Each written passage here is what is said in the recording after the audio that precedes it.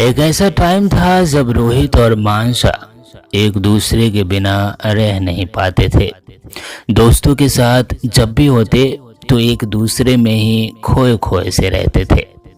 दोनों की शादी हो गई, दोनों साथ साथ वक्त बिताने लगे। फिर क्या था, धीरे धीरे काम का प्रेशर बढ़ने लगा। रोहित के पास समय बहुत कम बचता था और रोहित को भूलने की बीमारी लग गई। वो इम्पोर्टेंट डेट्स भूल जाया करता था। तो एक दिन था जब मानसा बैठी हुई थी इंतजार में। उसे लगा कि रोहित आते ही एनिवर्सरी सेलिब्रेट करेंगे, मुझे विश करेंगे, शायद मेरे लिए कोई सरप्राइज भी प्लान किया हो। तभी दरवाजे की घंटी बजती है।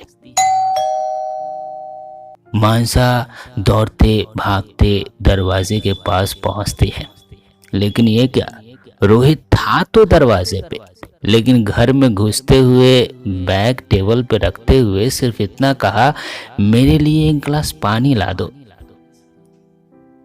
मानसा किचन की तरफ गई, लेकिन दिल तो टूट चुका था। शायद रोहित को याद तक नहीं था।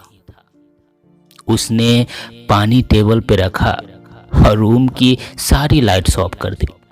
जो सरप्राइज केक लेकर आई थी उसे कोने में ही ढक दिया।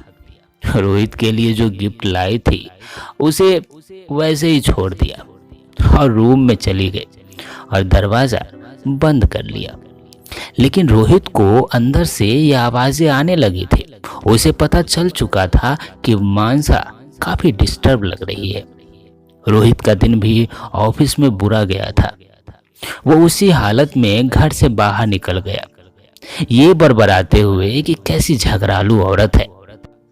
घर आए हुए इंसान के साथ ऐसे थोड़े न बर्ताव करते हैं। न मुस्कुराई न पास आई। एक चाय वाले के पास एक बेंच पे जाकर बैठ गया और हाथ को मसलते हुए कुछ बड़बड़ा रहा था। इतने में पीछे से आवाज आई, इतनी ठंड में बाहर चाय पी रहे हो बेटा? पीछे मुड़कर देखा तो एक बुजुर्ग इंसान बैठा हुआ था। रोहित अपनी चाय लेकर उनकी ओर मुड़ गया और कहा, चाचा आप भी तो इस ठंड में बाहर चाय पी रहे हो? बुजुर्ग ने कहा कि मेरा तो कोई साथी नहीं है, न कोई दुख दर्द बांटने वाला, लेकिन तुम तो जवान लगते हो, तुम्हारा तो कोई। रोहित तुरंत बोल उठा, शादीशुदा हूँ, लेकिन बीवी ढंग से जीने नहीं देती, सुख चैन सब कुछ छीन चुकी है। बुजुर्ग सीरियस होकर बोले, बीवी जीने नहीं देती? बीवी तो जिंदगी है। 8 साल हो चुके मेरी बीवी को गए हुए। जब भी मैं तन्हा होता हूँ, जब भी अकेला होता हूँ, तो यादें काटने को दौड़ती है। हर पल उसे भुला नहीं पाता हूँ। बच्चे अपने काम में व्यस्त है, घर आलीशान, इतनी धन दौलत, सब कुछ काटने को दौड़ता है। मेरी धड़कन थी वो। ये कहना चाहता हूँ कि पूरे घर की धड़कन थी वो। अब सब कुछ बेजान सा पड़ा रहता है। ये कहते हुए बुजुर्ग की आंखें छलक आई। आगे बोला कि एक अच्छा काम जरूर किया था बेटा। जिस दिन से शादी हुई उस दिन से लेकर अब तक, जब तक हम दोनों साथ थे, हर एनिवर्सरी को उसको बाहों में उठाकर बेडरूम तक ले जाया करता था। ये बोलते ही रोहित को कुछ याद आ गया। उसने मोबाइल का डेट चेक किया, फिर माथे पे हाथ रख दिया, चाचा का हाथ पकड़कर चूम लिया, चाय वाले को तुरंत पैसे दिए और दौड़ता भागता पहुंच गया अपने घर के दरवाजे के पास।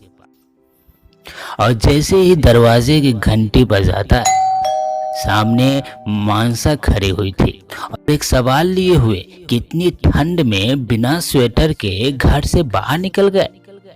रोहित ने भी प्यार से कहा, तुम भी तो इतने ठंड में बिना स्वेटर के दरवाजे के पास आकर खड़ी हो।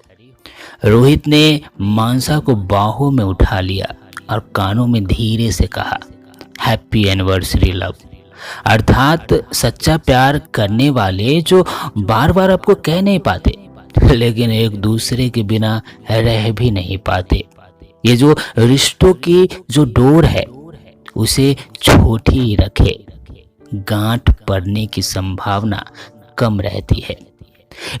ये जरूरी नहीं कि हमारी जिंदगी 100 साल 200 सालों का हो। जरूरी ये है कि हम जितने भी पल साथ साथ बिता रहे हो वो यादगार हो, वो शानदार हो, वो जबरदस्त हो। फिर देखिए जिंदगी कितने सुकून के साथ करती है। अगर ये द्वारा बनाए गए वीडियोस अगर आपको पसंद आते हैं, मेरी वॉइस पसंद आती है, मेरे बोलने की टेक्निक अगर आपको पसंद आते हैं, तो कमेंट बॉक्स में जाकर कमेंट ज़रूर करें। और हाँ, हर वीडियो को आप लाइक करें और साथ ही साथ सब्सक्राइब करें, दोस्तों के साथ शेयर ज़रूर करें। जी हाँ, मुझे भी मोटिवेशन मिलती है और मिलूँगा ना। जी हाँ, चलता हूँ, मिलूँगा अगली वीडियो में, तब तक के लिए बाय बाय।